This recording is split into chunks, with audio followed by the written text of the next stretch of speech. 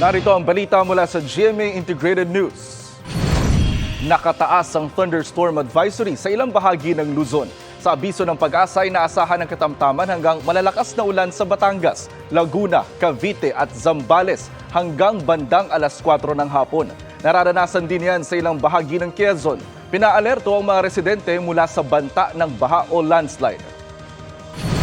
Narito naman ang iba pang balitang binabantayan ng GMA Integrated News. Unang kaso ng vape-related death sa bansa na itala ng DOH.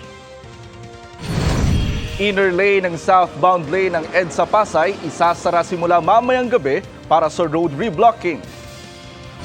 At sa 24 oras, 4 na intelligence agents na nangikil umano sa isang Koreano, arestado. Para sa mas malaking misyon at mas malawak na paglilingkod sa bayan, ako po si Jonathan Andal ng GMA Integrated News, ang News Authority ng Pilipino.